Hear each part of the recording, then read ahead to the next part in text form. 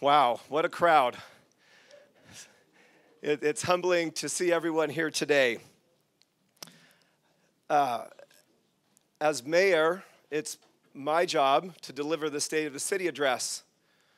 But thank goodness I'm not alone in the leadership of this city. This is the governing body right here. As a mayor and council, we work collectively together. And I want to publicly thank and recognize each of our city council members for their vision, their leadership, their sacrifice, and the service that they render. Councilman Kurt Ivey, Councilman Brett Henderson, Councilman Craig Coates, Councilman Ben Martinson, and Councilwoman Kim Casperson. We do this together. Everything that we're going to talk about today is a result of their efforts and their vision. So we really appreciate them. And we want to recognize those that are in attendance. It's just fantastic to see each and every one of you. We love it when our neighboring cities' elected officials are here. I see Krista Hinton and Natalie Larson. We appreciate you being here. I see Representative Colin Jack here. Appreciate you being here. And also want to recognize President Williams and Henry from our dear university. We appreciate all of you being here. We appreciate that support, and I hope I didn't miss anybody. I'm trying to scan the audience on the fly here. We also, as a mayor and council, we want to recognize and thank our city manager, Jeremy Redd, our city staff who's here, and our public affairs officer, Jordan Hess, who arranged this event in conjunction with both the St. George area and Washington area Chamber of Commerce. They're rock stars. Round of applause for those organizations and individuals.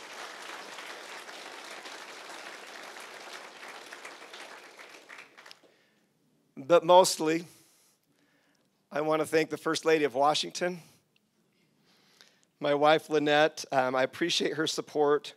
It is truly a partnership in our service to the city that we love.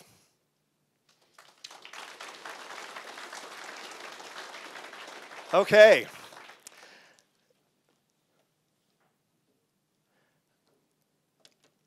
Last year, I initiated a couple of community awards, and I wanted to keep that tradition going.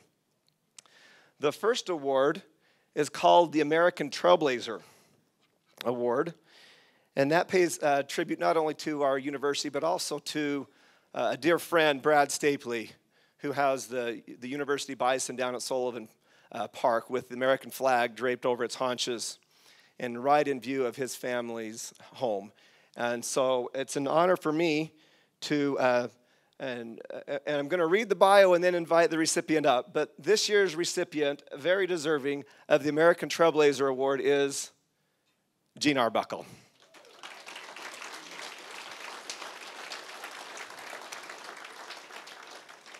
Jean moved to Washington in 1995, and as many of you do, began voicing her opinion on city issues right away. Former city manager Ralph McClure suggested that she apply for the Planning Commission, and she was appointed and served there from 1997 to 2002. She was later elected to and served on the city council from 2002 to 2010. While on the city council, she was on a committee for the airport replacement and Washington Parkway exit. She worked on the Telegraph expansion project and on the community center planning committee. She also helped develop our full-time police department. And this is maybe my favorite sentence. She balanced the small town feel of Washington with the need to grow and prepare for the future. Much of her work laid the groundwork for the prosperity we enjoy today and that we'll talk about today. While on the Planning Commission and the City Council, she did her research and her homework on every project that came before her. She would physically go out and walk the ground at each project site. She said, "I owed it to the residents to do so." She continued, "When dealing with the lives and livelihoods, I owed that respect. And we owe you our respect and gratitude." Jean, I'm pleased to present you with the American Trailblazer Award for your vision and commitment to Washington City. Come forward.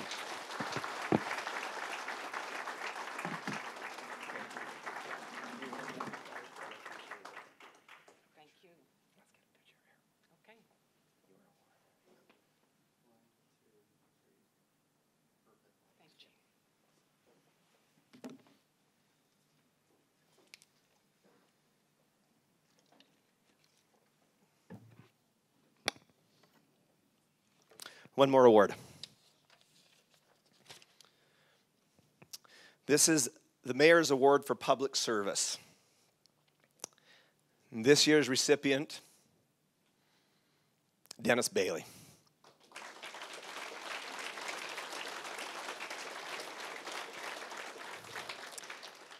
Dennis began his police service with 3 years in the military as an MP. Moved on for 2.5 years with the Evanston Police Department and later served 25 years with our friends and neighbors at the St. George PD. Adequately trained after that period of time. Sorry, I just tease guys. He joined Washington City's newly formed Public Safety Department in 2009 and was promptly promoted to Division Chief for Law Enforcement. When the Public Safety Department was separated into police and fire departments, his title changed to lieutenant. However, his responsibilities remained the same. Dennis took pride in his work and held the department to a high standard. He was a big supporter of community-engaged policing and valued his role to help each officer reach their potential. He was a real mentor to a brand new, newly formed department. In 2005, when most should have been retiring, he stepped out of his role in command and took on the responsibility to supervise code enforcement and animal control. He used his same talents and skills to elevate the level of proficiency and professionalism in those two areas. In the later years of his career, he joined Evidence and Records as a clerk. He was a true asset and touched every aspect of Washington City PD. Of Dennis, Chief Williams said, there was never a task he couldn't handle, and he always looked for ways to help in whatever capacity he could.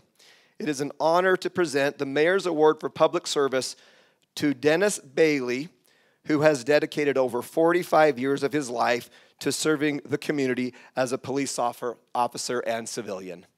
Come on forward, Dennis. I should say, Chief.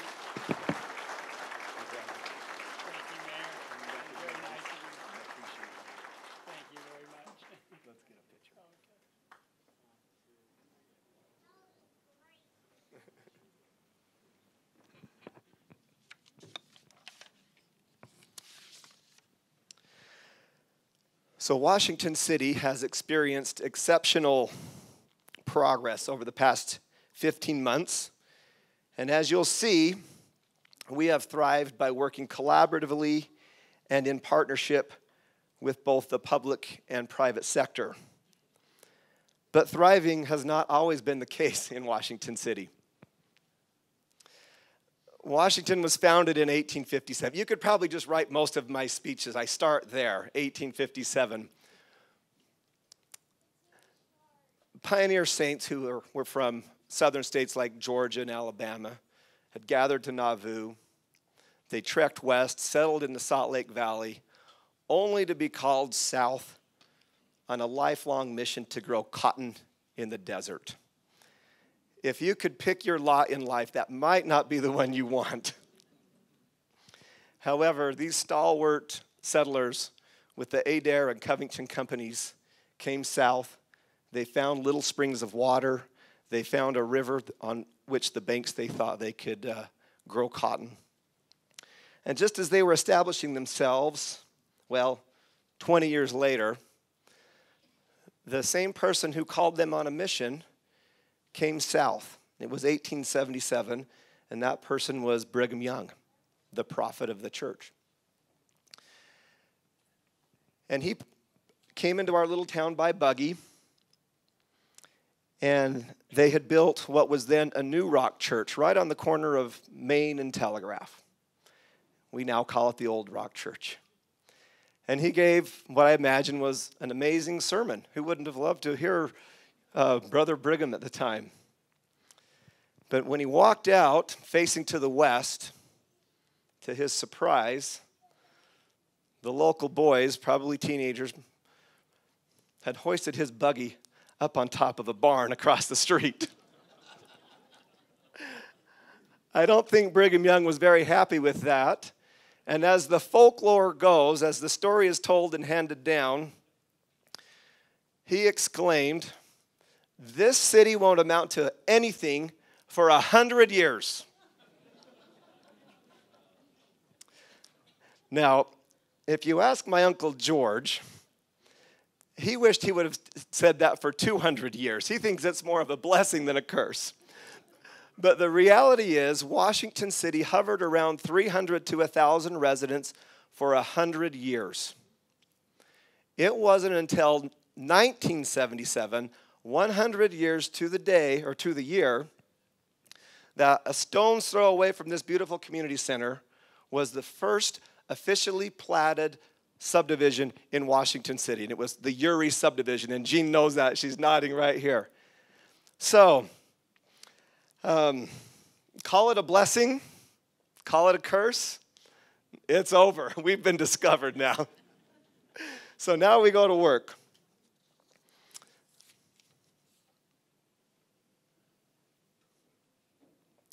Let's talk about growth and economic development.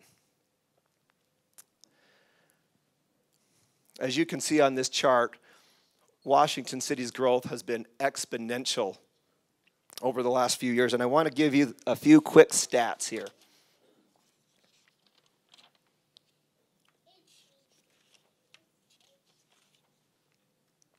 In 2022, Washington issued 565 business licenses and 796 building permits. Some have called us the fastest growing city and the fastest growing county and the fastest growing state in the nation. I always say this: we are not chasing growth. We are not chasing residential growth. We are just kind of dealing with it. We are, like Jean said, we are trying to balance that small town charm, that small town feel with the fastly growing community. And here's an amazing addition to our community. This is a subdivision that we've worked in partnership with GWC Clyde Companies and with Sitla. And this is a 570-acre, 2,200 unit resort-style community. This is the same developer that did Desert Color. The difference is Desert Color does not have all of this border along the Red Cliffs Desert Reserve. And with good planning and working with Sitla and working with the city, you'll notice these blue circles. Those are 3 public access trailheads into the reserve. I'll talk more about one of those later. The purple area is where the resort hotel and community will go. I've met with representatives who represent Marriott. They say it's likely a 4-star, possibly even a 5-star hotel. The blue area is a mixed-use downtown, a mix of higher density housing with retail shopping, gathering space, office space. And what's really attractive about this is that these beautiful entrances off Washington Parkway, the main entrance ties right into our main street. So we're really excited to partner with GWC. And initially when they brought this forward, they were calling this the Green Spring PCD. And we said, you can't call it Green Spring because we already have a beautiful neighborhood that we call Green Spring. So they've just now branded this, and you're among the first to know this is Solente, and that's a yucca tree that they use for their branding. And you'll hear a lot more about this as it starts to build. They're moving dirt now, and so that's really exciting. This gives you another little vantage point of where that subdivision is.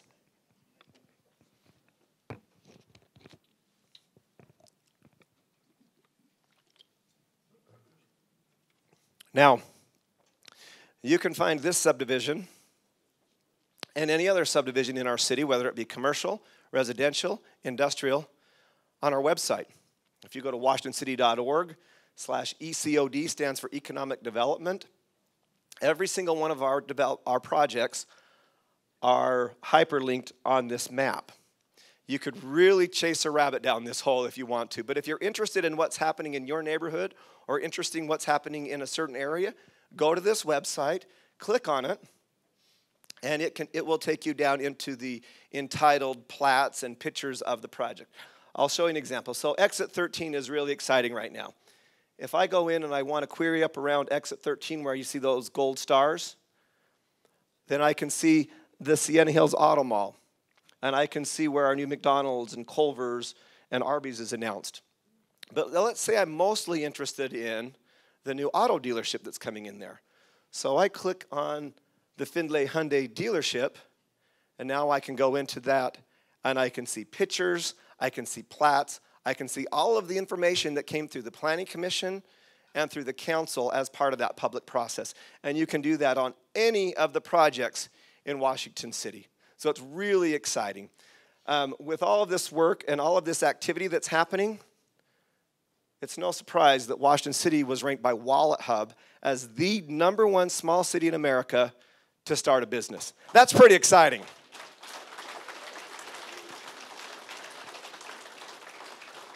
And the truth is, the credit on that goes to the city council and the staff who tried to remove red tape and who try to work with common sense, right? As we partner with the community and we partner with groups wanting to come in and build in our city. So needless to say, we've been busy with groundbreakings. This groundbreaking is at Exit 13. This is for the Sienna Hills Auto Mall. It's an $80 million capital investment. We anticipate somewhere around 10 high-end, high-tech auto dealerships to go in there. Merritt Way is being cut in right now. Findlay Hyundai is approved. And we're excited about this because, not just because we want a bunch of new cars running around our city, which is fine, but cities, just like personal budgets, we rely on revenue in order to operate. So when I see an auto dealership or an auto mall, like the Sienna Hills Auto Mall, I think that's another police officer. That's another firefighter. That's better maintained parks and roads. And those things are important to the quality of life of a community. So that's Sienna Hills. Another one is the Washington Fields office building. And this was in partnership with the Patels and local realtors, and we broke ground on that. This is right next to the Riverside Elementary. Another project here is with some great partners, great community leaders, and that's the Terry family. A lot of you will recognize Dean Terry there. He's developed the Best Western Plus. He's developed, this is the ribbon cutting for the Settlers Point Luxury RV Resort. He's also has additional pads and land that he's developed, restaurants, and looking to develop additional property. So we appreciate the quality of development and their addition to the city. And this one here is Culver's. This was a great morning. I was there with the Washington Area Chamber.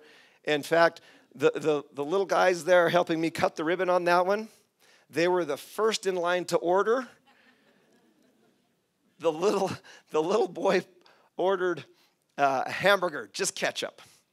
And the little girl ordered like a little chocolate sundae. But it was fun to be there and support the Carter family and a Culver's restaurant, which is surprisingly busy right there on Exit 13. So, and those are just a few quick tidbits of things happening. Now, in the Washington Fields, this is a project that was submitted to the city. It went through staff developer for review.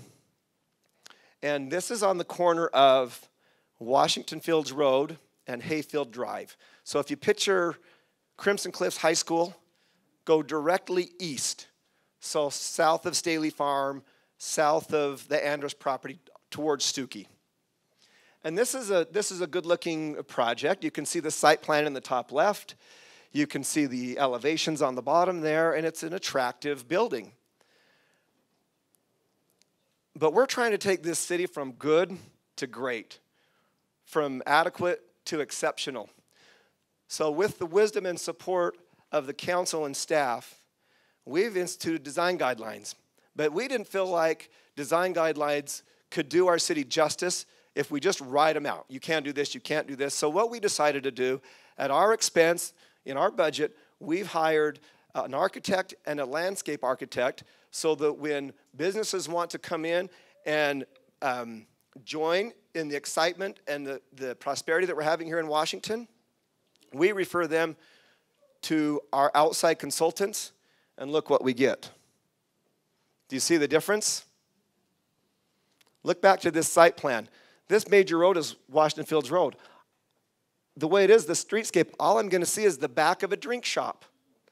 In the front of the buildings, all I see is parking lots. This is car-centered, and it's not attractive, right? It's not attractive. It's not inviting, whereas this is a community gathering place. This is a win for all of the partners involved. In fact, while the developer was just a little hesitant on the front end, they were giving so much praise afterwards, because not only did we improve the site and the visual aesthetics, but we also expanded and improved their use. I mean, in the junction here, I can picture, students from high school or, running over at lunch and gathering or walking, right? It's not car-centered. It's a gathering place. It's community-centered. So this is the kind of approach that we're taking, working with partnership to get the best outcome we possibly can. Community events. It's not just brick and mortar that makes a city. It's people, right? And there's no way I can touch on all of the things that have happened over this past year in the city. So let me just quickly touch on a few. Our city employees, just over a year ago, woke up on a cold morning. 75 employees gathered 6,580 pounds of trash along I-15. That was a result of work that wasn't being done during COVID. That's how much our employees care. That's their commitment to this city. They didn't have to go, but they were invited. Yeah, thank you. Yes, thank you. And thank heavens we have some councilmen that know how to use a grill, because I certainly don't. This is with Iron Man. We do a pancake breakfast. We invite the community out. And we love Iron Man. We love our partnership with the county. We think that that just brings a lot of prestige and a lot of benefit to our city. So these are just fun pictures that we take. We have an amazing youth council. There's not one single event that happens in our city without an army of these amazing youth in red shirts, whether they're in the parade or painting faces or setting up and taking down. They're just fantastic. And so I want to recognize Carmen Snow. I think she's here somewhere. The amazing work that she does. She's fantastic. She mentors this rising generation like nobody else could. She teaches them not only about the history and the heritage of this city we love, but also how to be successful and be committed throughout life. She's just amazing. And I also have to tip my hat to our dear friend that we lost this last year. Some of you may remember Tommy Cooper. He's on the tractor with the American flag. He was at every Cotton Days. In fact, this last year, it was mine and the council's honor to have him pull us in a trailer with hay bales in every parade. And we were so deeply saddened when he passed away unexpectedly a few months ago. But true to the way this city is, police escort, fire greeting, and it was just an amazing tribute to an amazing man who in his way, despite the challenge he had, just made a real human impact in our community. Tommy Cooper. I think we're going to have to get Councilman Henderson in one of his classic cars, and he's got plenty of trailers. We'll figure this out. But and then, again, we just can't not thank our partnership with the county. We don't do this alone. None of us do this alone. So here we are with a lot of our council members, with Commissioners Almquist, Commissioner Snow, Commissioner Iverson. When COVID shut everything down, maybe it's that rebellious spirit that made our forebears, hoist Brigham Young's buggy on top of a barn. When everything was shut down for COVID, we stayed open and we welcomed the county fair parade in Washington.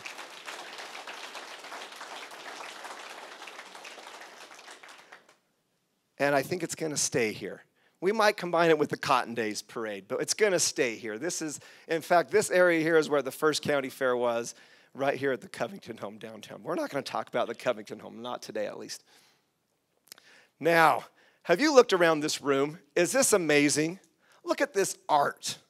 Look at this art. So I talk about Cotton Days, which, by the way, starts April 24th and goes through April 30th. Would love to see you all out there at the various events. But one event that that was added last year was an art show there at the Historic Relief Society home on Telegraph. And it brought such an element of class that I couldn't not invite our local artists to come and show off some of their work today. Please, round of applause for the artwork. Now, other than this picture here that hangs in my office that I bought last year, all of the rest of this artwork is for sale. And I'm looking at a few guys out here and I'm saying, I don't want them to still be for sale when today's over. So if any of you have a chance to look at some of this artwork, and if you think it would look nice in your office or in your home, take a look at it. It's got the bios and the recognition of these artists. Take a look at it, and if you're interested, I'm sure they can work with you on that. But we absolutely loved that addition to our Cotton Days celebration. We also love our fun community events. This particular picture was the Money Good Celebrity Flag football game. Our good friends love Mayor Randall. She's doing such a great job over there.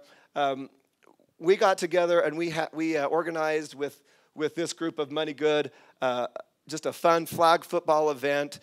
We had police officers, firefighters from both departments. We had college athletes that were not football players or past football players that came, and we joined in. And our advantage was simply that Coach Peterson is a Washington City resident. I mean, the guy, when he played at Boston College, he threw for almost 500 yards at Notre Dame. It was really unfair, but it's fun to have the trophy back here in Washington for year one.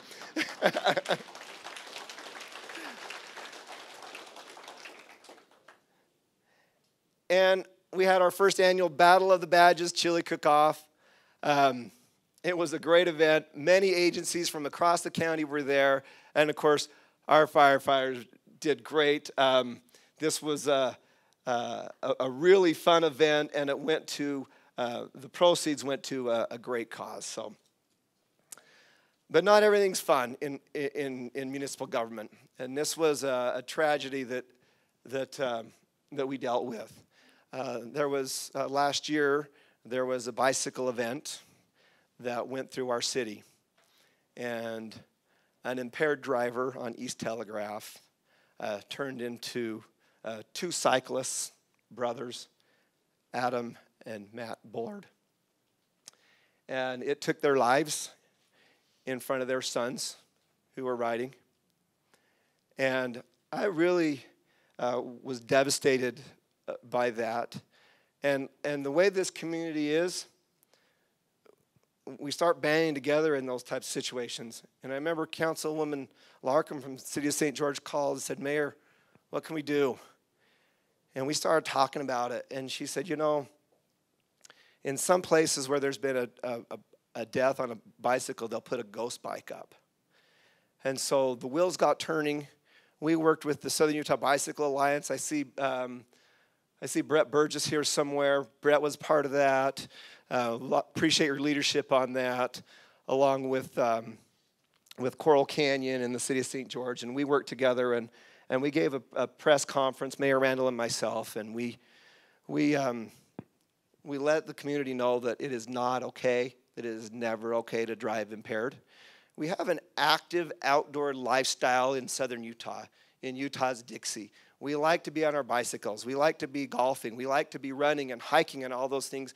And we can't let immature decisions impact lives. I mean, this took two brothers. And so what we've done as part of that, and Brett, I'm not sure if you've seen this yet or not, but the plaque's done. Matt and Adam Bullard. In life, they were not divided, and in death, they were not separated. We'll be placing that in May.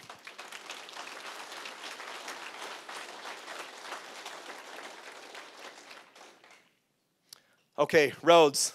It's not all pretty, right? It's not all pretty. This was one of my favorite days as a mayor. Again, working collaboratively with our friends and our neighbors, we recognized that there was a major road project that needed to be completed right at the geographical intersection of Washington and St. George, where the new Red Cliffs Temple is. And this is not just any road. This is an 85-foot minor arterial road, the kind that's designed to move traffic. And as Mayor Randall and I talked, we thought, wouldn't it be great? Wouldn't it be great if anybody coming to this temple, to this beautiful structure, from the west side or the east side of the county, wouldn't it be great if it was just on one road? And she said, yes, it would be great. And then I said, but what do we name it?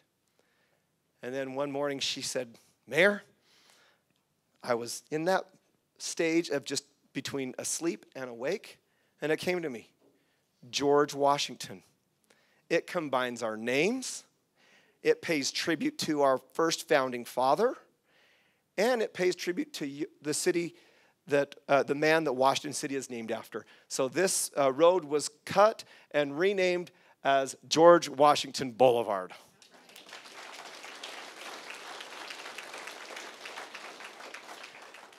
St. George is going to extend it west. In Washington, we've already started extending it east. This project in the blue is underway. Dirt is being moved. And the yellow is about to go out to bid. This is for on and off ramps to the Southern Parkway. Now, in October of 2020, as an MPO, they estimated, the MPO is a group of mostly mayors and county and leaders, and we take federal roads dollars from state and federal sources, and then we prioritize them and use them regionally where they'll have the biggest impact. So in October of 2020, $8 million was allocated to this project. 7.5 came from the MPO, 500,000 came from Washington City. When we went to send this out to bid this year, engineers' estimate had inflated to $15.5 million. What do you do? Well, the first thing is Washington City's contribution. We've committed to do this project. We pull from streets impact fees and reserves. Our contribution goes from $500,000 to $5 million, but we're still $2.5 million short. What do we do? So we start roundtabling it as a staff and as electeds, and Jordan had the great idea that we run this up the chain through our state legislature. And I said, let's do it, because I've looked in all of the ashtrays of city vehicles. I have looked under every single couch cushion at City Hall. The money's not there. So Jordan coordinated with Senator Vickers, and he said, Mayor, I'll get you in front of the Appropriations Committee. And we were so grateful, because on that Appropriations Committee is our very own Colin Jack, who's right here, and Joseph Elison. We have 2 state representatives in our city. We get 2 for the price of 1. So we feel doubly blessed, and both of them happen to sit on that Appropriations Committee. And what I can tell you in watching them, while they were rookies this year, they didn't seem like rookies. They were so well informed, well respected. They knew what they were doing. And after 103 requests for funding, our $2.5 million ranked number 4. Yeah, number 4. We got the money. So we'll begin construction on the interchange, and we anticipate finishing that by the end of 2024. Thank you, Representative Jack. You're doing an amazing job. Thank you.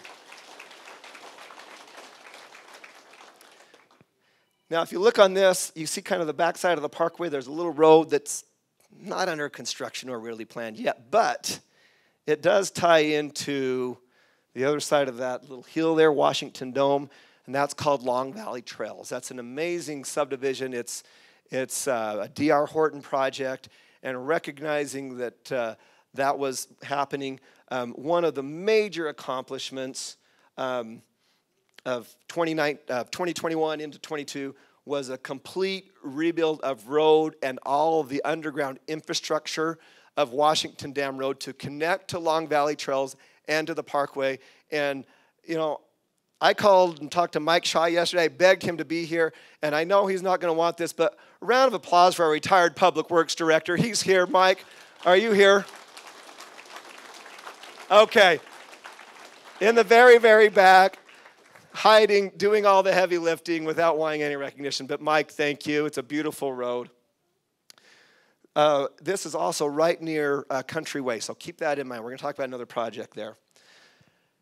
Sometimes as a city, as a mayor, as a council, as a staff, we carry baggage that we didn't load, right? We had nothing to do with the UDOT decision and the environmental impact study that decided to put exit 11 interchange onto our main street. But we have everything to do with how do we make the most of that, right? So when this site plan originally came from the engineers, it had the interchange tying into Brio Parkway. They didn't like that very much. We agreed. So we pushed back to the engineering firm, to UDOT, and we were able to change that alignment for Main Street to connect in on both the north and the south side. When UDOT, thinking in terms of just bricks and mortar, when they showed us what that interchange would look like, we said, no, no, no, no. That doesn't cut it for us. Gray walls and blah abutments and all that stuff doesn't work. So we pushed back. We do have some participation financially in this, so we do have a seat at the table. So now what you'll see is when you go underneath the freeway, you'll see faux red rock that matches that beautiful Red Cliffs Desert Reserve. You'll see color on the bridge. You'll see a beautiful sign on the bridge. You'll see desert landscape that ties right into our beautiful new Main Street. This is going to be an entrance that we're proud of and also allows us to continue to progress. So we actually, while it does take some work to work with UDOT, maybe low-key I do appreciate that we got where we needed to be, but we found a way to partner even when it wasn't easy. But there's 11 acres right there on the corner of Main Street and Buena Vista. And the council and our economic development director are currently drafting an RFP, a request for proposal on commercial. We think that a restaurant would be great. We think that a grocery store would be great. Does anybody agree with that? We think that we're just missing some of those community services that are kind of long overdue. And then what we'll do is we'll take the proceeds from the sale of this property and we'll invest those into the heart of the city, downtown, to revitalize what we're doing there. We need our downtown. We need our downtown to match the amazing neighborhoods that we have. Okay, water and conservation. And I'm sorry, there's so much. I have to fly through this. We're going to get to the big announcement, I promise. Flip Blitz. We worked with the state of Utah. We worked with the Washington County Water Conservancy District. In 2021, we removed about 22,000 square feet of non-functional turf. In 2022, we upped our game, and it was closer to 34,000 square feet of non-functional turf.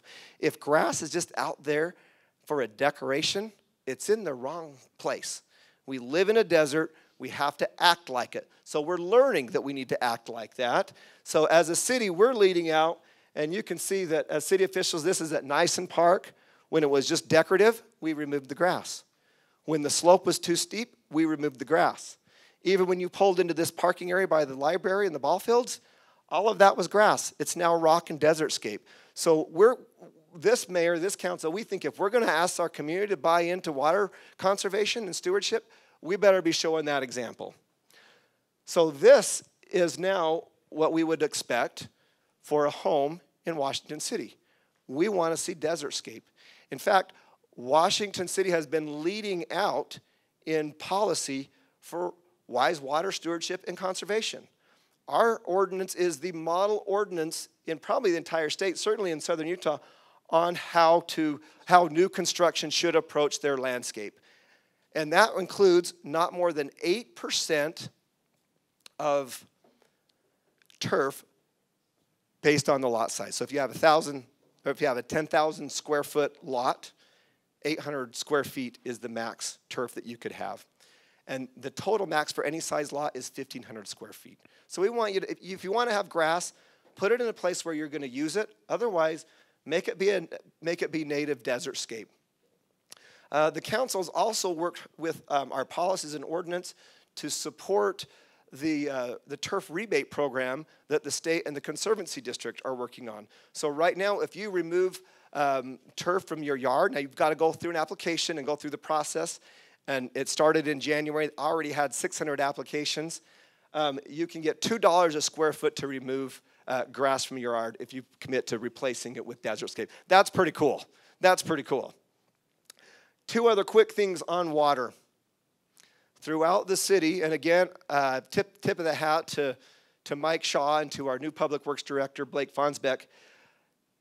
You probably didn't know this, but either when you bought your new home or if you had an older home, your water meter was switched out from one of those that a meter reader comes by every month and just looks at and reads to a smart meter.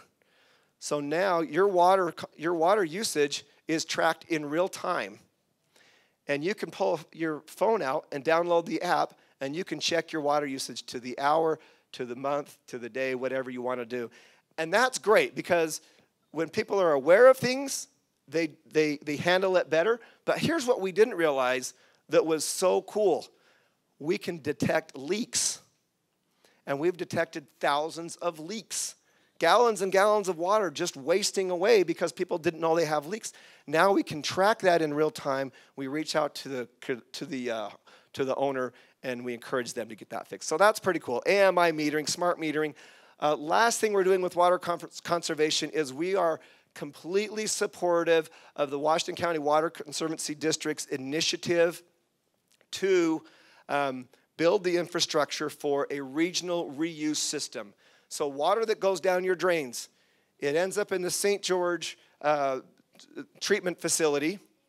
But what will happen now, instead of letting that water go back into the Virgin River and flow south to lower basin states like California, Arizona, Nevada, we're going to collectively work together in partnership to, after it's treated, we pump it, we pipe it, we store it, we reuse it. We may even get to the point where we reuse and reuse and reuse. And that's how you do water policy in the desert. That's really cool.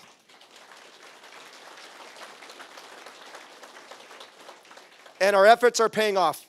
In 2019, culinary use per capita per day was 427 in Washington City. Today, we're down to 228 gallons per capita per day. That's progress. Public safety. Speaking of partnering, this is a $1 million plus apparatus. It's a ladder truck. And if you look closely on it, you can see it has the number 64 and 46. That's because not only is this an apparatus that we jointly purchased with the Hurricane Valley Fire District, cutting that $1 million price tag in half, but it's also garaged in a fire station on our border, our station 64, their station 46, which is also staffed by firefighters from both departments. That's wisdom from the council. That's using your tax dollars well, right? That saves millions of dollars.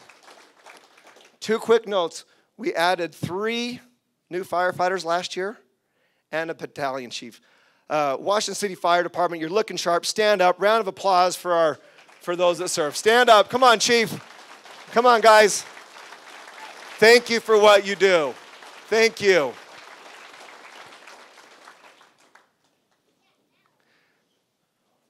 Washington City PD has been focused on a community-oriented policing approach. While other agencies are having a difficult time attracting and retaining police officers, if we ever have an opening, which is rare, we have multiple applicants, and that's because of the culture that is set. But it's not like you might think. Here's the culture. This is our police chief, Jason Williams. This little guy right here.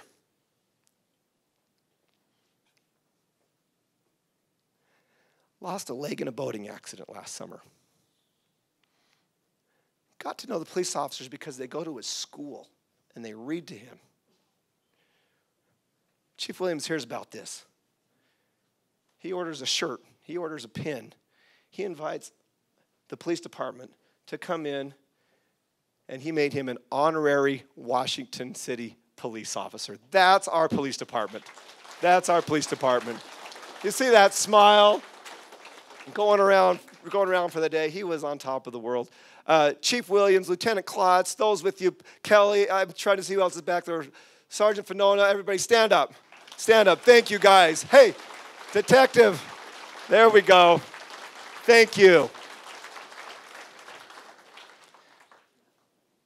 The city manager said I probably shouldn't talk about how many drugs we confiscate on I-15. It doesn't show well for our... So I'm not going to talk about the millions and millions of dollars of illegal drugs that are just passing through the city, not stopping here. Well, they're getting stopped. They're just not going elsewhere. Is that good, Jeremy? Did I? Okay. Parks and Rec. Currently, we have 170 acres dedicated to parks. We have 25 miles of trail, and if myself and Councilman Coates gets our way, and of course with everyone else, we're going to have lots more miles of trail. But I want to highlight just a couple of parks projects that we're doing. You remember this corner on south of Telegraph and Main. This is where Quentin and Gwendolyn Nison's home and hardware store were for years and years. We bought the property, and we tore down the home, and we have a revitalization vision that we're developing. In the meantime, temporary food truck park. And my cousin Sherry coined the name Quentin's Corner. And so if you want your street tacos, if you want your corn dogs, quesadillas, whatever we're really excited about this temporary food truck park. And there's more than just regattis, Brad. Our most used park is our Dogtown Park. This is what's currently there. We're more than doubling the size of the park. We'll be able to better separate small breeds, large breeds, and then divide out the park so while one side is being used, the other can continue to grow. This is one of those three trailheads into the Desert Reserve. This is that Clyde project. So this is being paid by the developer, and this is right off of Exit 13 in Washington Parkway. If you ever drive along the parkway, you notice all of those cars and sometimes trucks with horse trailers are all kind of lined up on there. Well, we worked with this, as this development agreement was being negotiated, we worked with the developer to have well over 100 stalls in there for parking, including equestrian use. Ties into our trail system, and being practical like we are, we build it around a site for a substation to power all the future development up there. So if you want to get out and hike in that Red Cliff Desert Reserve, call me. I'll take you on this hike. This was taken by my cousin on Saturday morning. This is Bracken's Loop. It's an 8-mile loop. This is a little bit of a rite of passage for Washington because this trail has just the right amount of sand to get in your shoes and between your toes. If you want to go, call me. We'll do it on a Saturday morning. I'm serious. We might have to run a little bit, so get in shape, but we can walk too. And this is the park that we'll be cutting the ribbon on during Cotton Days next month or later this month. This is the Sunrise Valley Park. So with your bearings, you can see the Washington Dam Road rebuild. This is Country Way. That's a beautiful new road that's been finished off. And this is right off the Virgin River Trail, pickleball courts, playground, pavilion area. This was just taken last week, so you can see that the water detention basin was doing its job. We hope that we don't get more water this week, or too much water this week. Okay. This is really exciting. This is a project that came about from a young man when he was in 5th or 6th grade who's now in 8th grade. CJ, where are you? Raise your hand. See this young man in the back? Raise your hand again. This was him going to his 5th grade teacher asking, where do I ride my skateboard? Right? Look, whether you skate or not, it certainly is a lot better than being inside on video games, right? Where do I ride my skateboard? So Councilman Ivy took this to the rest of the council, to me, to the staff. We started looking. We looked down near Sullivan Park. We looked at the dog park. The wheels kept turning. And what we realized is there were almost 15 acres of privately owned property in the old gypsum debris basin. And I don't know how he worked his magic, but he convinced 2 property owners to donate the land for the park. Can you believe that? It's absolutely amazing. Absolutely amazing. So then the proverbial wheels started turning. What are we going to do with this park, right? So as you see on this, we had the idea of a bowl, of a pump track, of kind of these different amenities. But as we got talking about it, we recognized that we needed a skateboarder if we were going to design a skate park. So we reached out to Aaron Spahn, former professional skateboarder, current skateboard park builder. We worked with him, and then we brought in collaboratively, we had so many young men in low, tight jeans and Vans walking in and out of City Hall telling us what they want and they don't want at the WW or Washington Wheels Park. But we think we got it right. And we have it's going to be a park for all ages. We've got a few here that I'd like to invite up to show what this is going to look like for skaters, scooters, and BMXers. Come on up, guys. Come on up.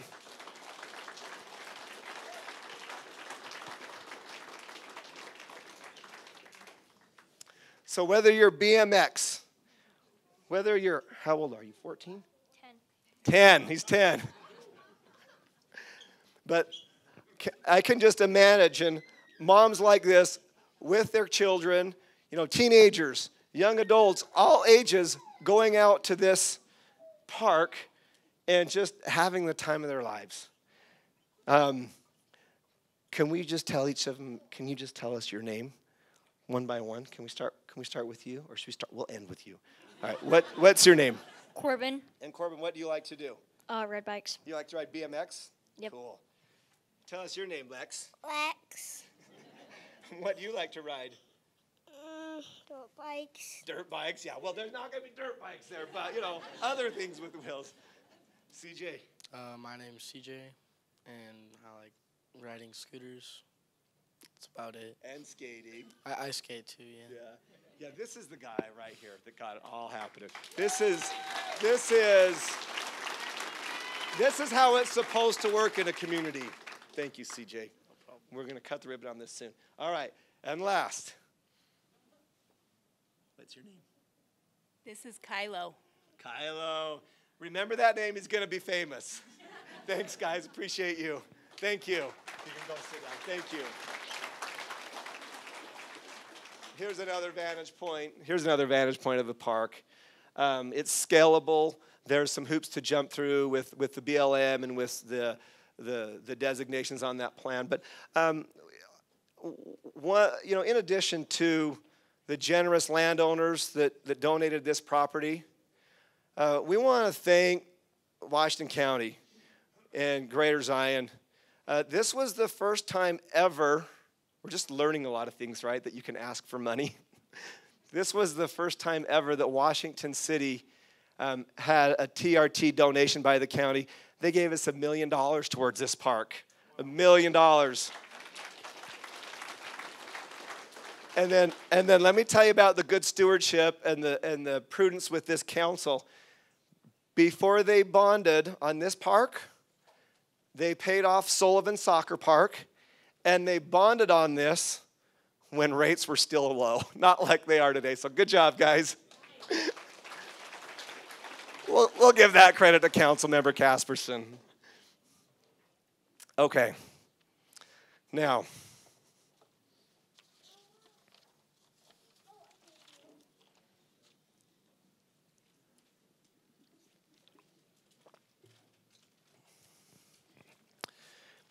Washington City has come a long way since its humble cotton town beginnings.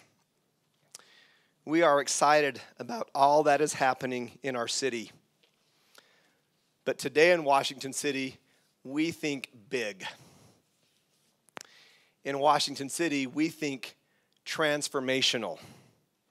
In Washington, we think about smart growth that will bring jobs and a diversified economy.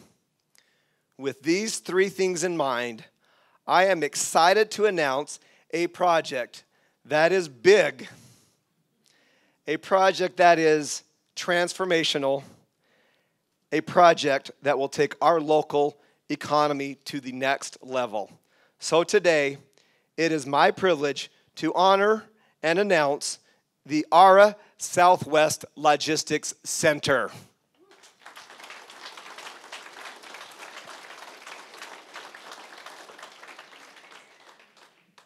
So the Freeport West team is in town today, and we talked about the name of this, and they suggested the name ARA.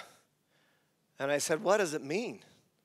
And they said, ARA is an Armenian word.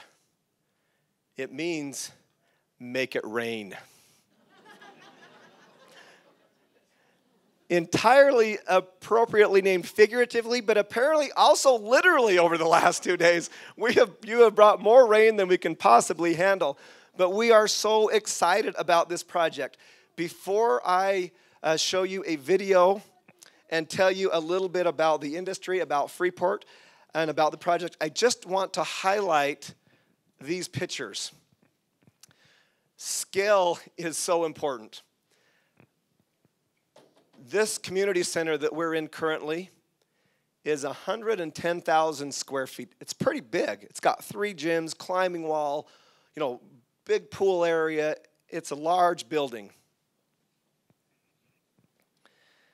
These buildings right here that will be the first to be built are 150,000 square foot buildings each. Put that into perspective. That's close to 4 acres of footprint. These are amazing projects. Let me show you where it's located. Right off the Southern Parkway, adjacent to the St. George Regional Airport.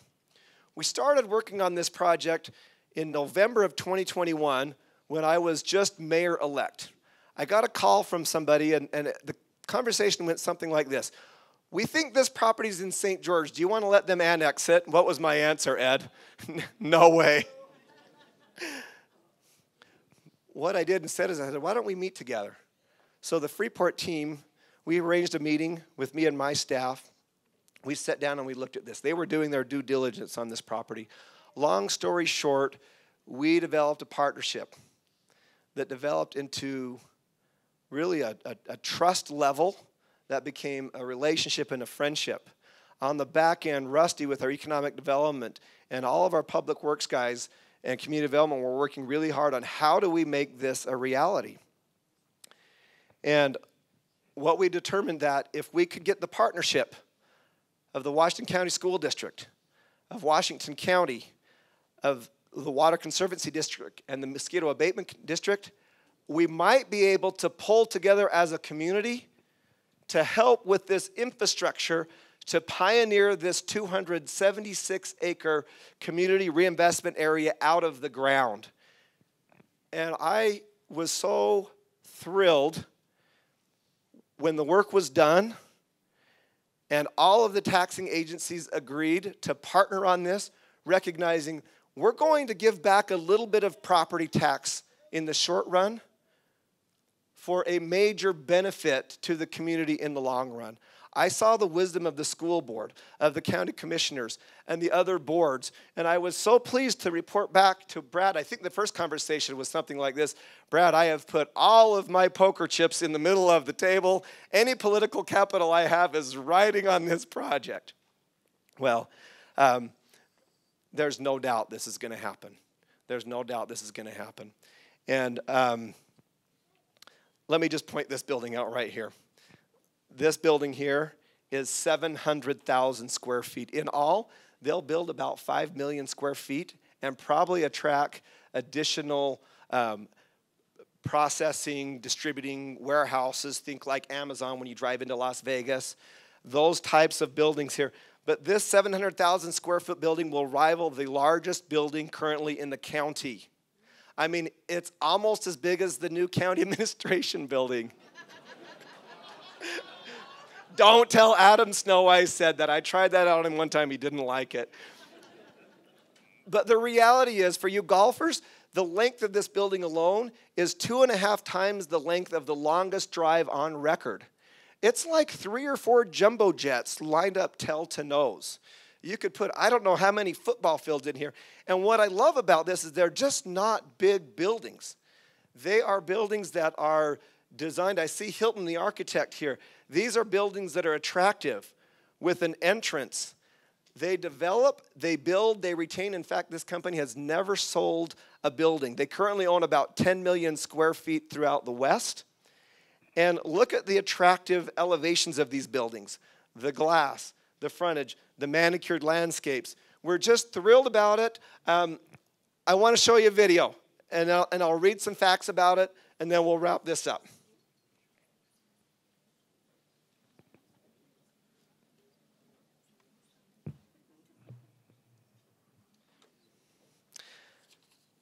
So Utah's warehouse logistics industry, cargo movements in Utah area are expected to double by 2045.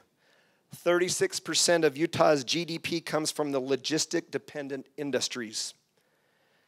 Almost 650,000 Utah jobs are in logistics-dependent industries. 26 billion in Utah earnings come from logistic-dependent industries. 80% of Utah's internal containers come from California. And a third of Utah's GDP, gross domestic product, is dependent on the logistics industry. Now, our friends and partners, Freeport West was founded in 1963.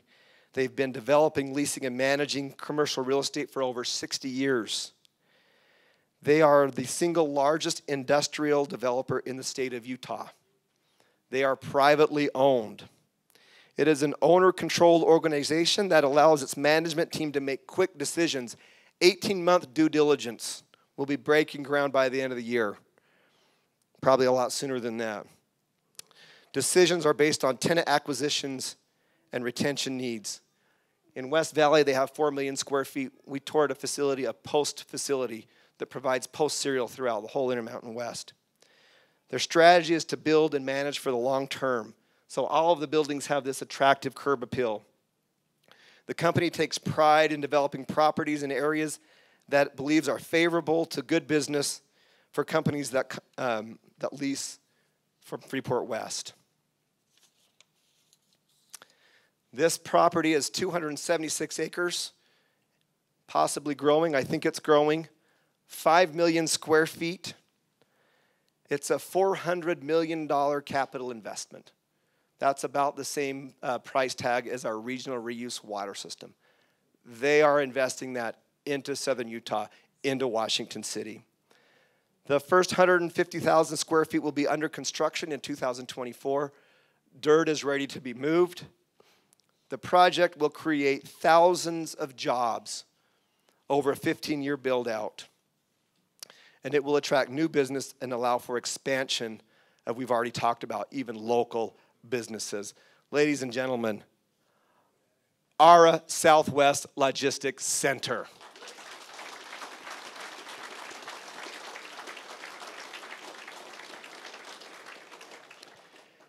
Henry Ford said, "Coming together is the beginning. Staying together is progress, but working together is success." All this that we've done and that we are doing is a result of our partnerships, our collaborations. Many of you who are in this room today. And it is because of you that Washington City is the premier city in Utah to partner and collaborate with for success.